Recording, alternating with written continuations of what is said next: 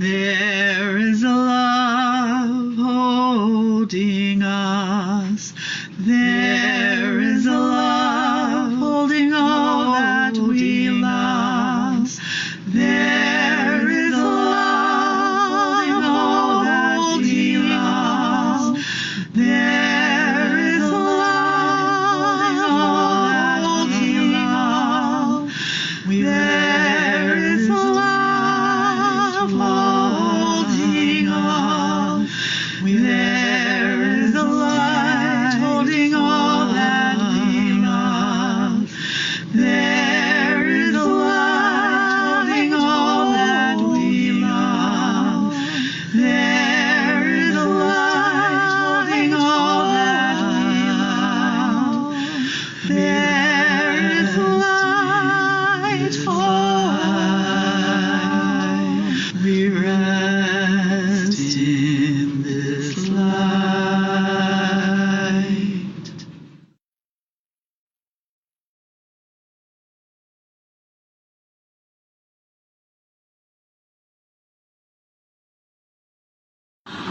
One, two, let's go. One, we see that we're all to be right. We know that we are strong and united. We exercise our rights to assemble. As when the proud and mighty start to tremble.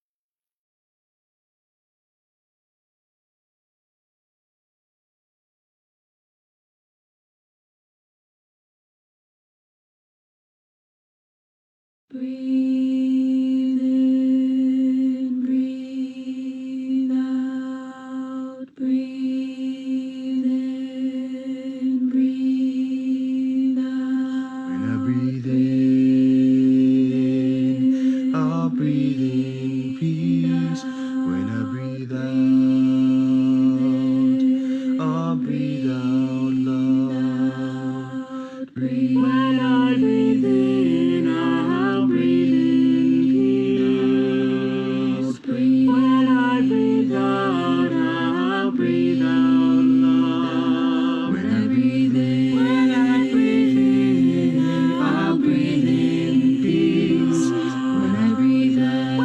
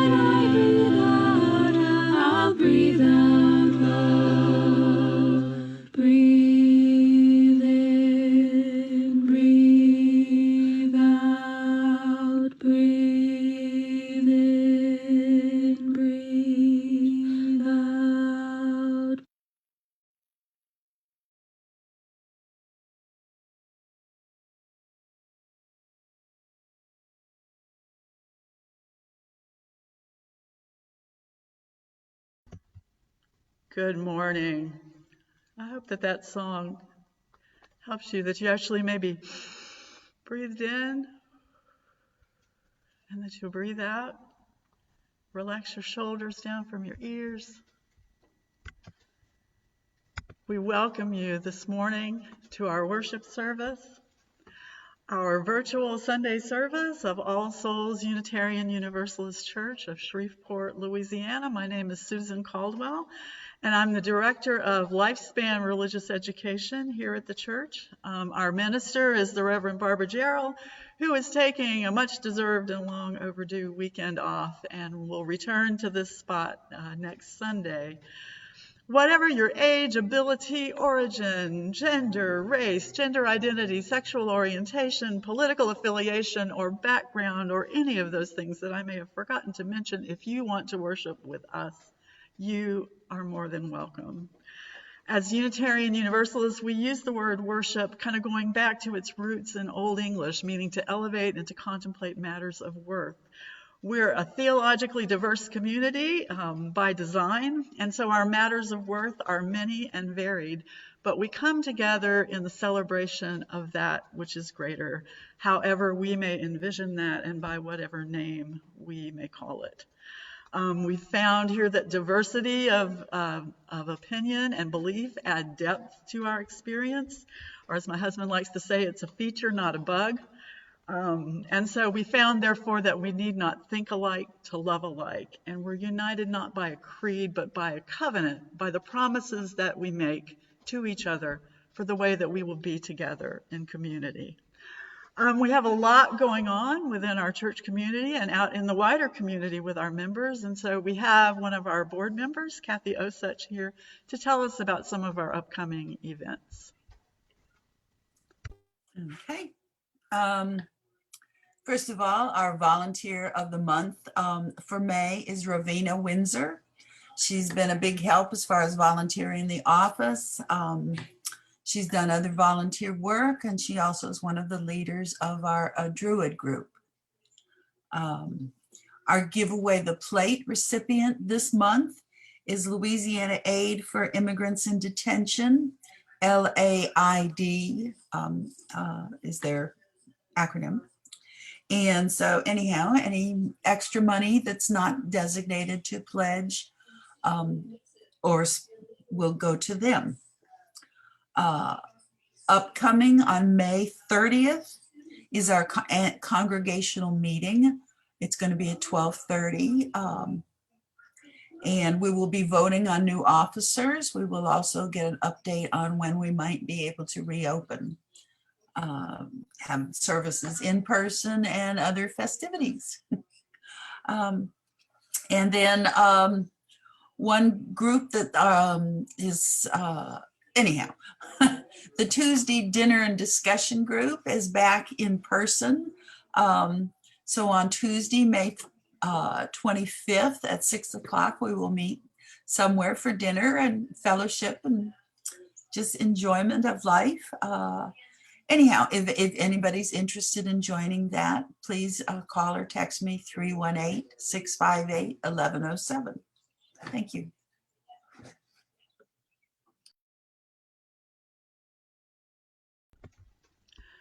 Thank you so much, Kathy. Thank you for being here. This morning, our speakers will be 3 board presidents, 2 former and one current, and also a youth, a graduate actually, that has grown up in the church. And so we look forward to their perspectives on how we might build back better, to borrow a phrase from our president, what that might look like in terms of church life. And I know everybody has a lot of questions about reopening. We do have a regathering task force that is meeting now to try and plan this, and we want to plan it in such a way that we can be inclusive of people who have been joining us from afar, and also to be inclusive of our all of our children and youth, those who've been vaccinated and those who can't yet be. And so we are hoping to do this very soon in a way that will be safe for all. And Bennett, Upton, did you have anything else to add to that this morning? No, I've got nothing else to add. Thank you, though. All right, thank you so much. Now, if you will, as I said, relax, take a breath.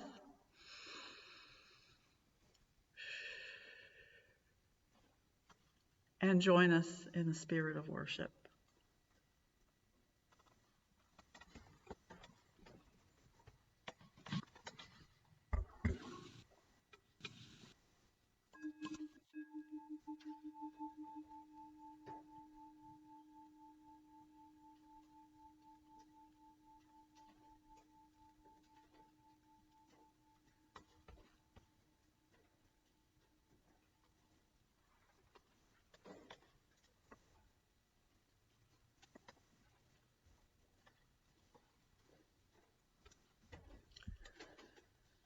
Holy grandparents of the universe, energies of creation, endless mysteries of life, you are the music that sounded before our world was born.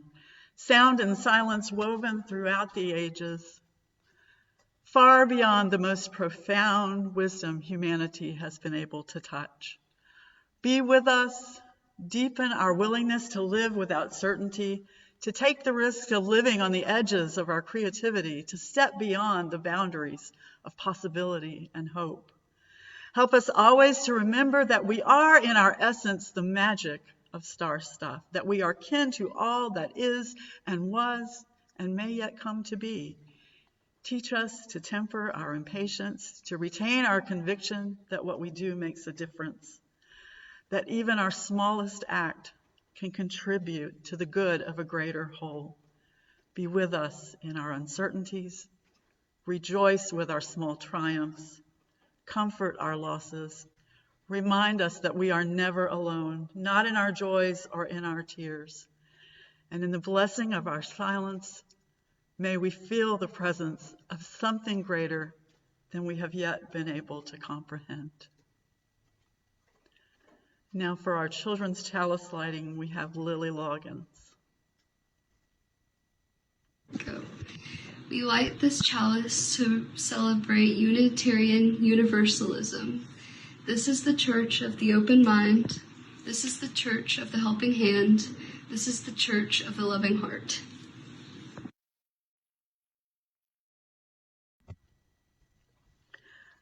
Thank you so much, Lily.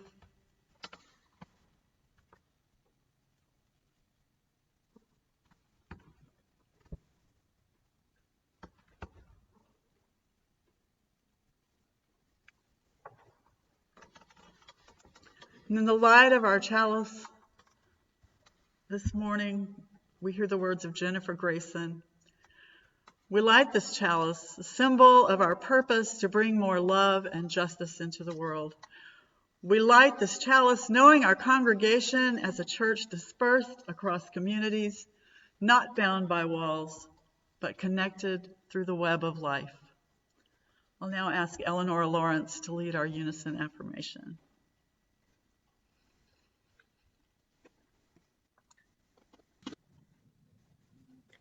Love is the doctrine of this church. The quest for truth is its sacrament, and service is its prayer. To dwell together in peace, to seek knowledge in freedom, to serve human need, to the end that all souls shall grow into harmony with the sacred. Thus do we covenant with each other.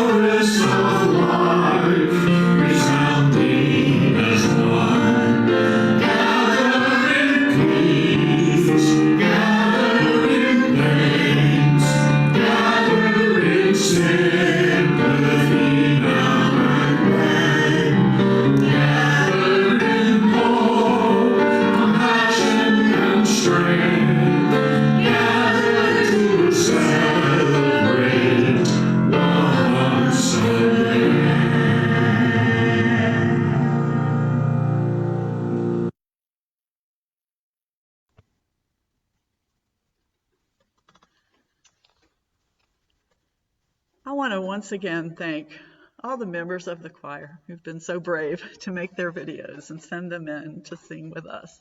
That's been a real adventure for a lot of us, singing-wise and technology-wise, so thank you. And that goes along with my story this morning, which is a story adapted from a woman named Liz Weber, but the content actually comes from you. The story is told by you, the members and friends of All Souls. And so there is a response. This is kind of a story in the form of a responsive reading. And so I'll ask you at home to say with me when we come to that point, we give thanks for those who provide this care and offer them our blessing. We give thanks for those who provide this care and offer them our blessing. We think of the comfort we find in knowing someone else is there. People who have reached out for help even when that is a hard thing to do, and people who have provided that help with household necessities, with packing and moving, with negotiating services, with rides and errands and groceries. We give thanks for those who provide this care and offer them our blessing. We think of those who provided stewardship and care of our building, even as it sits mostly alone, missing us. Those who have volunteered in the office, like Ravina. Those who have cleaned and polished and painted, like Kevin is doing as we speak. And trimmed shrubs and maintained the nature trail, like Eric, who is with us today, has done, and Kathy has done. And climbed scaffolding to provide the answer to the riddle, how many UUs does it take to change a light bulb? Thanks to Bennett, Upton, and our minister, Barbara, who absolutely views it as her personal jungle gym, and James and Dawn and Ava Kate, who helped with the little clips that are now officially known as the Ava Kate clips. Thank you to all of you who've helped with all of that. Noah and Grant and Claudia, who is right here and who does many other things as well. We give thanks for those who provide this care and offer them our blessing. We give thanks for technology and those who have learned so much about how to use it. For every time we curse it, and I know you curse it because I do too, but for every time we curse it, we bless it 3 times over for the connections it has maintained between us, for the connections it has brought back to us from far away. All of that is amazing. We give thanks to those who have spoken at services, who've created slides. Brittany, thank you. Who've run slides and music. Brittany and James, thank you. Have learned the skills to create and produce virtual choir. Thank you, Barbara. And learned the skills to sing their parts and record them. Thank you, choir. We give thanks for those who provide this care and offer them our blessing. We think of the families and children who have stayed connected to us in many different ways. Some who faithfully show up on Zoom, Ava Kate and Jackson, Natalie when she can, Zoe when she can, and others for whom that's not been the best option, but who reach out to let us know they are still with us. All who post and respond to posts on the Caring Connection and the Religious Education page and all of the different Slack channels. All who bravely share in services or made videos or artwork to share with us. All who offer resources for children and older parents and those who straddle the sometimes precarious middle ground between, navigating that role of parent and child. We give thanks for those who provide this care, and we offer them our blessing. We think of those we have lost, Betty and Nikki and Al, and all who grieve, and all who have reached out in love and comfort. We give thanks for those who receive this care. We give thanks for those who provide this care, and we offer them our blessing. We think of individuals and families with their children who have reached beyond our walls, whether virtually or in person, to provide food for the hungry, the Highland Blessing Dinner. Thank you, Wealthia and Dawn and Susan Yellett. Thank you, Susan Yellett, for so many things. to provide food for the hungry, to care for the immigrants, to offer comfort and welcome from a nation that has not always provided it. Thank you again, Ava Kate and Jackson, for making little books to give to the immigrants that you gave rides to. And thank you to all the members who have given rides or given food or taken someone for a vaccination. There are a number of you, and I thank you so much. And finally, we thank every one of you who come here to this virtual sanctuary from week to week, listening and offering your gratitude and support for all who present these services, sacred flaws and all. And we think of those beginning to plan our regathering in person, all of us beginning to plan. And we give thanks for their discernment and creativity and blessings for good and safe decisions. For all of the ways we care for one another, we give thanks for those who provide this care and offer them our blessing.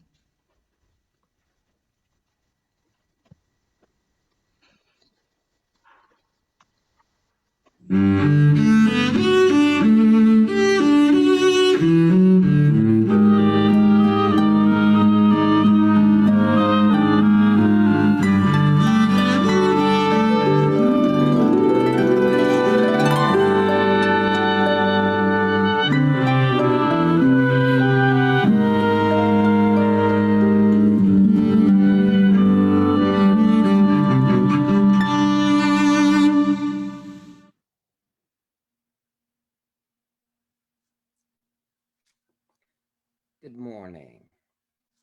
For today's meditation, let yourself find a comfortable position. Let your body be balanced and your spine be straight.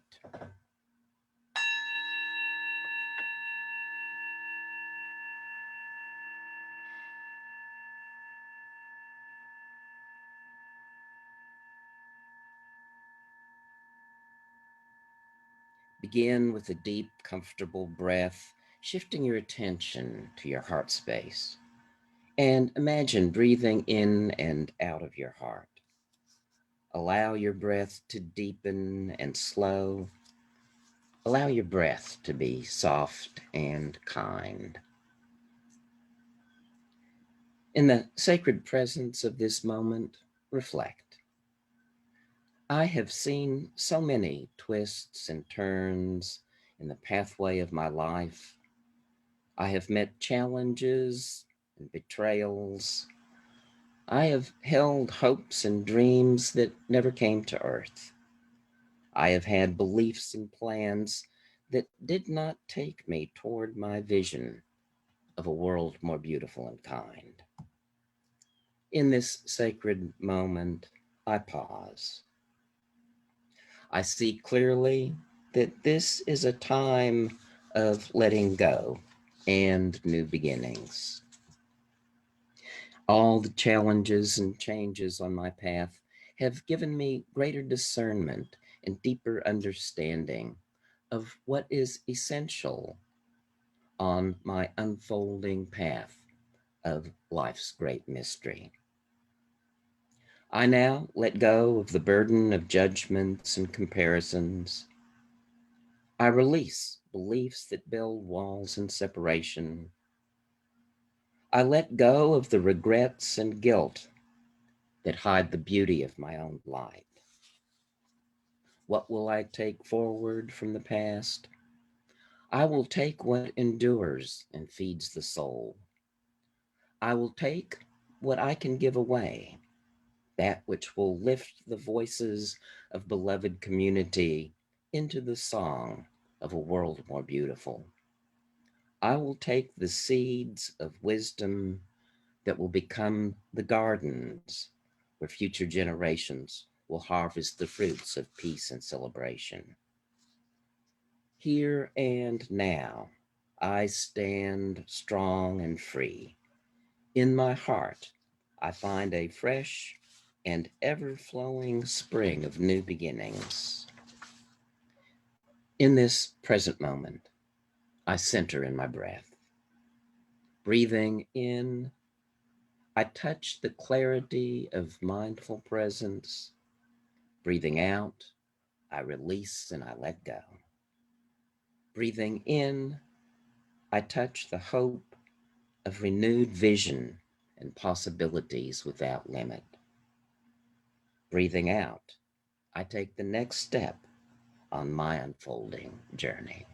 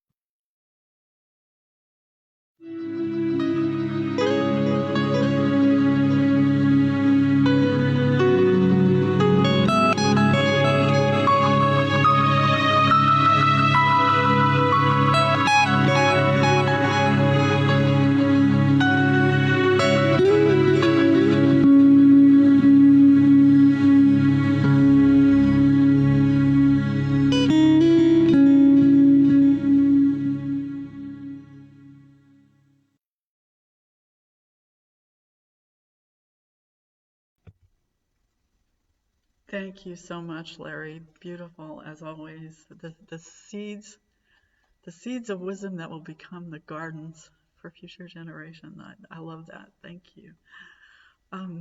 Before I introduce our speakers, I wanted to let you know of a couple of things that I left out of announcements, mainly religious education, which is kind of my field. So that was not a good thing to leave out. But family religious education will be back today at 1 o'clock. And also, we are having our adult religious education on Sunday mornings at 9 o'clock. We're continuing to read and discuss White Fragility by Robin DiAngelo. It is a part of our project of having adopted the eighth principle. So, and one more thing, I swear I'm not going to make this more announcements. Interfaith is having a gathering with our cluster of congregations on May the 18th, which is this Tuesday evening at 6 o'clock. There should be a link in the chat, and if there's not, there will be one on the Facebook page shortly. I believe there was one in your email that went out on Friday. We hope that you will join us for that. We promised at least 10 leaders to that, and the way that y'all show up, I don't think we'll have a problem with that, but I thank you. Our speakers today, we have three, as I said, three board presidents, the current one, as well as two former ones. And also Eleanora Lawrence, who is a graduate that we will be celebrating again in a couple of weeks or so. We are actually still trying to finalize the date of that service, but it will be soon. But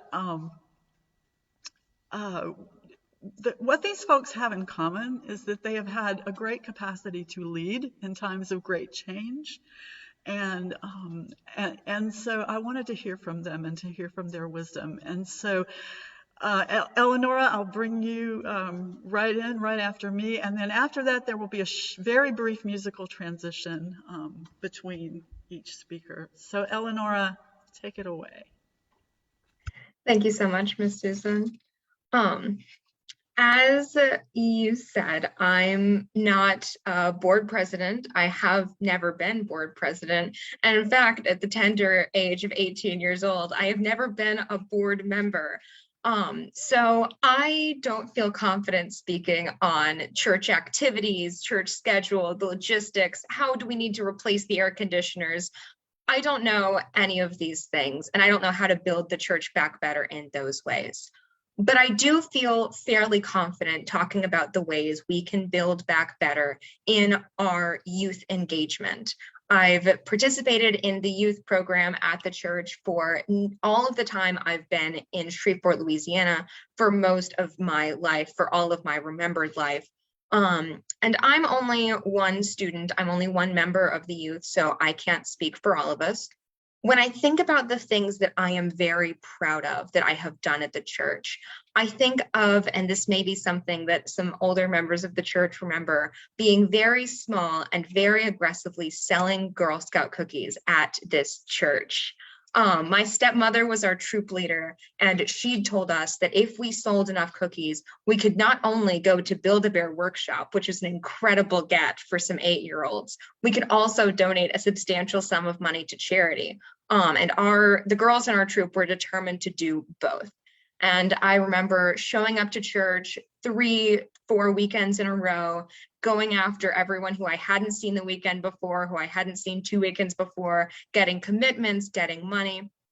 And the thing I remember the most is the feeling of personal responsibility at the mission that I had, and the feeling of fulfillment when we did reach our goal, when I reached a personal goal, when I felt like I had completed the task that I set out to do. We were all very young, and I was very young when I set out to do this, when the church helped me complete this. But a focused mission is fulfilling. It doesn't matter how old you are. If you set out to do a thing and you complete the thing, there's an incredible sense of personal fulfillment you can gain in that. Another thing I think about when I think about our youth group is the engineering club at school. When we started out in this club, I didn't know a lot of the kids there. We didn't have a lot of classes in common. We didn't have a lot of interests in common. I was not a STEM kid. But the specific challenges, we started out with little uncooked spaghetti and marshmallows to make towers, with newspaper rolls to make tables. These challenges, where we worked cooperatively, we traded skills and information, made us get to know each other in a way that no other activity did. None of the speed introductions, none of the big music festivals, none of the big 25-person classes made me know the names and faces and personalities and ideas of the people around me, as well as that club. Groups with focused missions build community. And when you have a goal in common with someone, and when you work with someone to complete a goal, you build community with them better than you ever could in a thing that is even designed to build community. I think for a long time, it's felt to me like a lot of our church youth outreach is focused on activities to bring us as youth together. There's the ever slightly postponed until next month camping trip. There are church lock-ins that we can do the same way Broadmoor Baptist does to bring the youth of our church together. And I love that idea, and I would love to be brought together with the youth of this church. But a lot of us have school, we have friends, we have social groups, we have things we're doing at home and outside of home and at school and outside of school, and we're very busy. And we have active social lives outside of the church. But I don't think I'm just speaking for me here when I say we're willing to make time for things that we know that matter. If you want youth to be more connected to each other and the church, you need to connect us to meaningful work that we know forwards the goals of the church, that we know we can complete, that we can gain a sense of fulfillment from, and that we can build community with each other and with the church itself through doing. And if we will show up for anything, I think we will show up for that.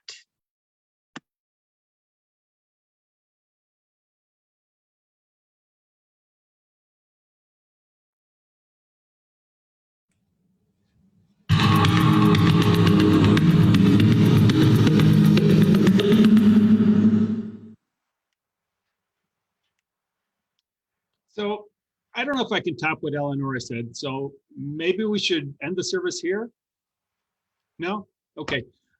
So when Barbara asked me to speak on what All Souls should look like when we come back together, my first thought was, really? Do we have to come back? I mean, I'm kind of enjoying listening to the services from the comfort of my couch. And I'm sure people are glad that they don't have to hear my singing off key on Sundays. Besides, what suggestions could I make? I mean, maybe that the choir turn their backs on us and face the big window in the sanctuary so that they don't project their germs out onto us. We've seen and experienced a lot this year. We had the COVID lockdown, we had Black Lives Matter movement, we had the storming of the Capitol. Some of us had COVID, some of us lost jobs. Many of us lost people around us that we loved. It's been quite a year, But through it all, I think that we've become more accepting and understanding as a congregation. Around the time I joined All Souls, there was a debate as to whether we should become a welcoming congregation. We've since progressed from that to not only becoming a welcoming congregation, but to adopting gender-neutral bathrooms, and last December to ratifying the Unitarian Universalist Eighth Principle. And these aren't just token gestures. They involve members becoming more aware and more understanding of the difficulties faced by underrepresented groups, and our church becoming more inclusive and more welcoming of these groups.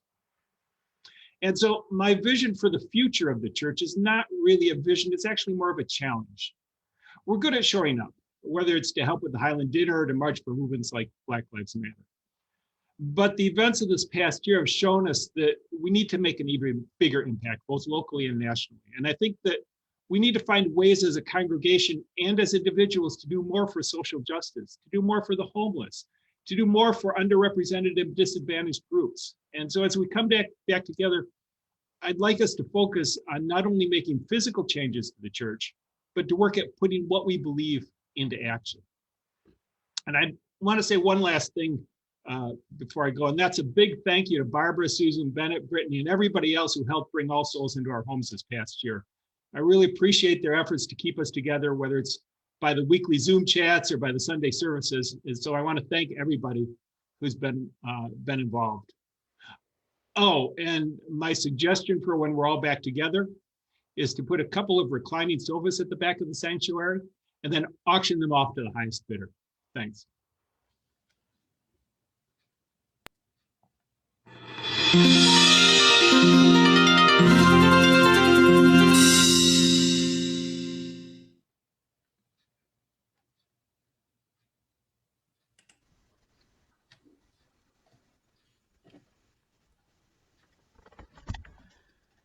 Well, I too have been a board president a number of years ago, and appreciate this opportunity to address the church. Since we last met together in our church in this sanctuary, we have each been through a crisis, or more aptly, crises. These are fraught times, but there have always been fraught times for someone in the world somewhere. We've been engulfed in a hopefully once in a lifetime pandemic. We've watched in real time a Black man executed by the police. We've been through a nerve-wracking election, a nail-biting post-election, an unprecedented attack on our Capitol by sore losers, a once-in-a-century snowstorm, and too numerous to count mass shootings. We've watched as compelling nonsense has trumped common sense rationality. Our country, our lives have been deeply shaken. So how do we come back renewed, ready to take on a more equitable, just, anti-racist society? How do we more fully incarnate our principles, from the first, the inherent worth, all the way to the newly enacted eighth? How do we come out of a crisis stronger, not weaker, more resolute than apathetic? Our challenge is to let the crisis spur us on, embolden each of us to confront the obstacles, the new obstacles, as well as those like racism and inequality that are baked in. There's so much to mourn this past year. Well over 600,000 people have died. Multi-millions have been afflicted, and we have so much to learn.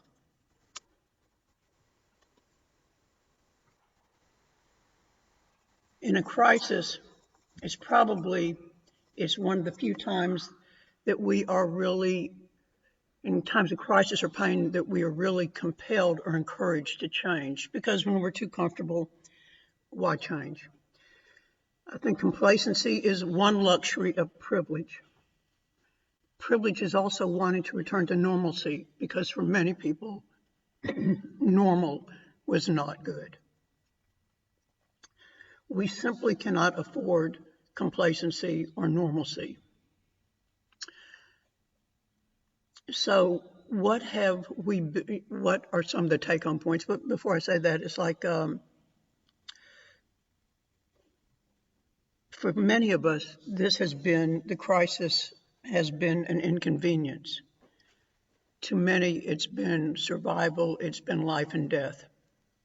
And so when we come back to church, when we build back better, we have to come back knowing, and that once you know something, you simply cannot not know it. So what have we learned this past year?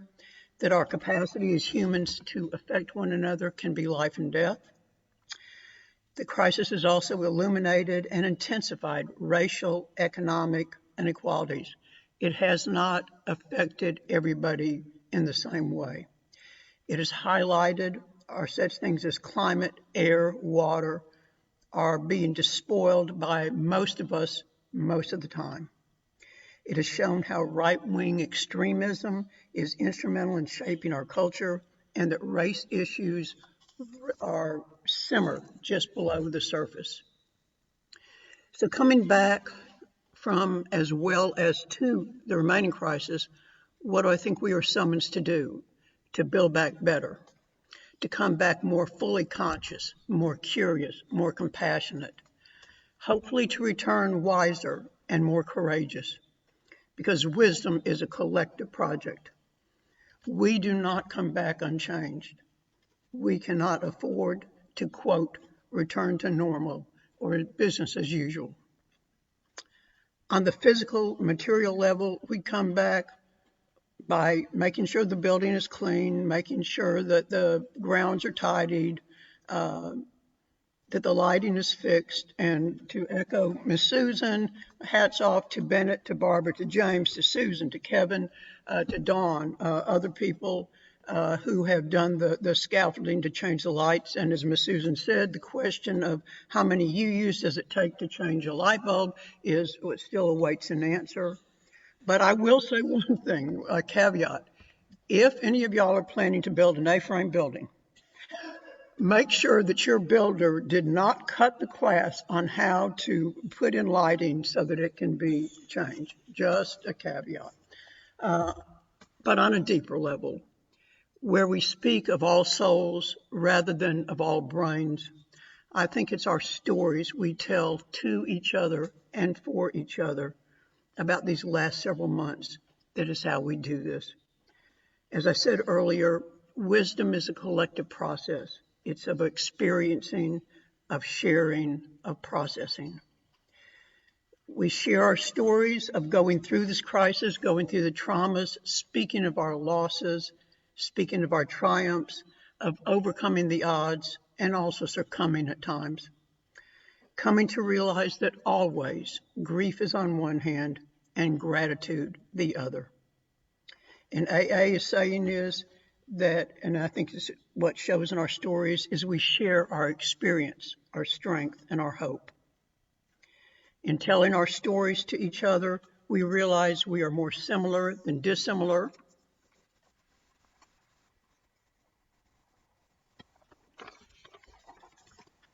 And we can finally come to a story big enough for all of us, big enough that it's all of our stories. Of course, there are no ready answers or pat answers to racism, climate change, inequality, violence. But maybe we're supposed to keep on asking the questions and looking for options.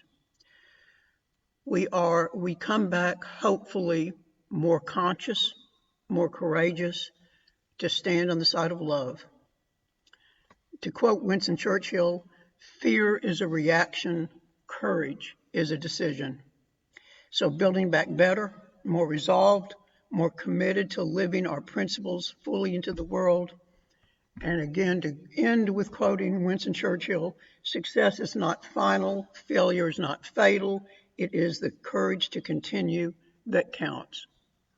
Thank you.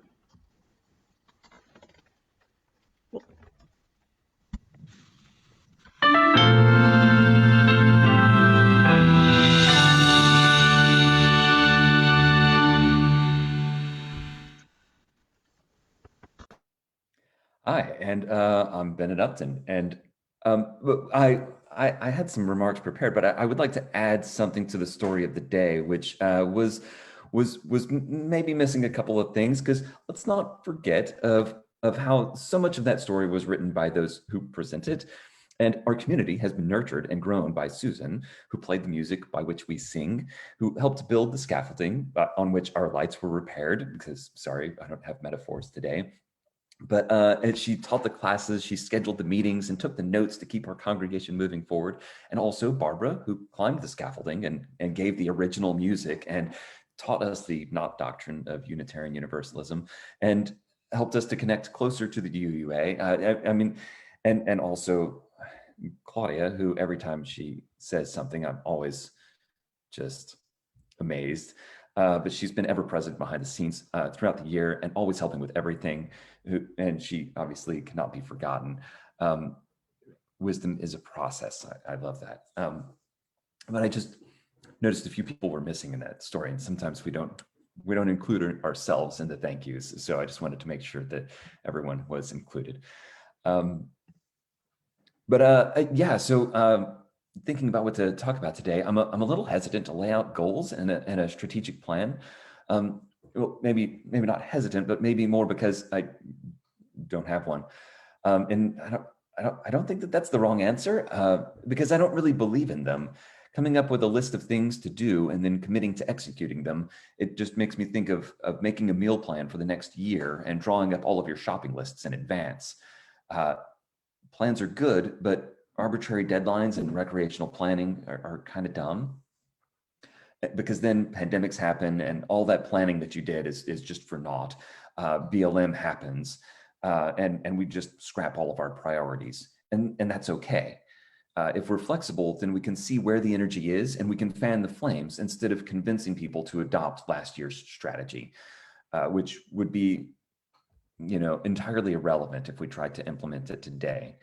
But I've been really excited by the energy behind the Black Lives Matter movement and for the new push for civil rights that we have in the United States. It's long overdue, for sure. But when the moment arrives, we can't be late. There are a ton of movements that we can get on board with, but this one has energy in our nation and in our congregation, which is great. And it's a movement in a larger sense, and it's very much a spiritual movement. It's a movement that requires us to build self-awareness, to reach out to our community. It's a movement that we cannot do alone, that shows us how to be better together. And there's just nothing more you than that. We have to see others and how they are harmed by the world that we have created and do what we can to make it a better place, working together in a community to build a better, more moral world. We have to acknowledge that the people who built this world were mostly trying to do a good job. They're still in the room, and we need them to join the movement to do that again, just better this time. It's a movement that is within our congregation and outside in the world around us. We practice here so that we can learn how better to act and to inform our choices when we're out there. This is literally what Unitarian Universalism was built for. How do we get a variety of people from diverse backgrounds, identities, faith traditions, and everything to work together to make a better world? And how do we do that? Because I really think that our RE classes have been amazing. There are no simple answers to all of these questions. So having a detailed discussion to get a solid understanding of the problems that we face before we act is essential. And in this case, the problems that we have are caused by very sophisticated systems of human behavior and power structures that are difficult to understand if you have a degree in sociology. And I'm just a computer programmer, man. I don't know. But plumbing those depths is going to take us a while. But it's not a fruitless venture. It's a spiritual journey. It doesn't just help us to make political change, which I would argue has already come and been somewhat ineffective, but helps us to change the way that we relate to people in our lives. It helps us figure out how we've been bad at relating to people in our community. Isn't just about changing how we police our communities of color, because if that's all we do, then we've missed the point. And we've also missed a lot of the benefits in our own lives. This is a transformational moment. The transformation can't be obtained in isolation, but can only be created by working in a community, because wisdom is a collective process. I'm excited to be a part of this. I'm ready for us to do all of this together. It seems strange to come into a group and suggest that we all do something that's really hard and that we do it for free, or really to ask you to pay for it with your pledge. I think that's why I respect this community so deeply, and why I've been honored to be able to serve as your board president for the last 4 years. I'm excited to continue working with you in the future because this is a group that has decided that we are up to the task, whatever that task might be, and able to competently choose a direction that suits the moment. So I'm excited to see what you guys figure out over the next couple of years. Thanks.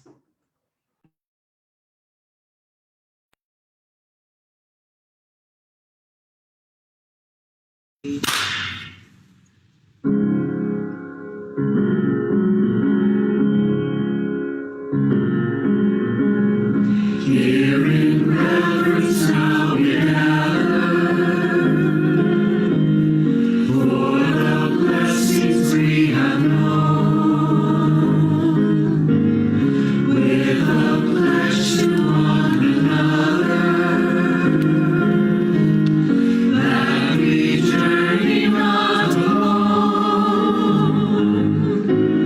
Joy and sorrow make us one.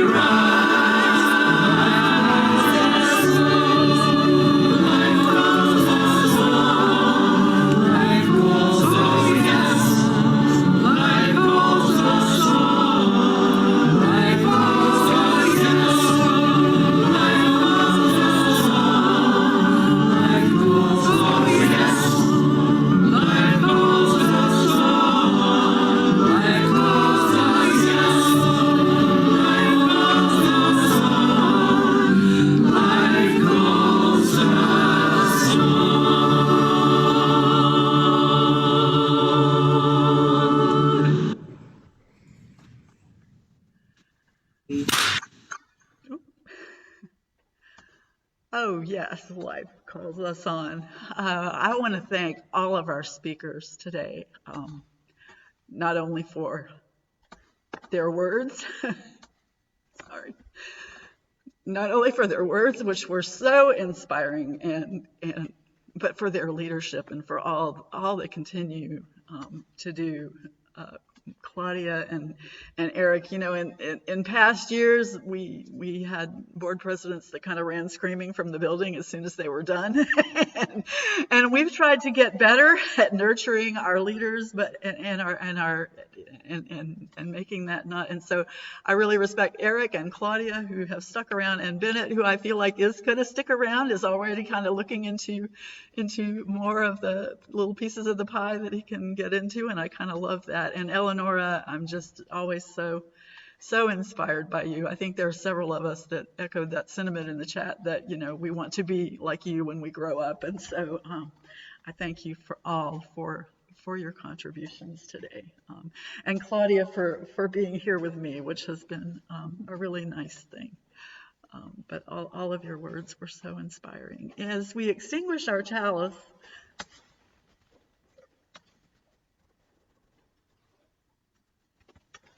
I have not gotten as graceful with all of this as Barbara. She's had a lot more practice. As we extinguish our chalice, we have the words of Amy Zucker Morgenstern, who said, "Never has it been more true than now.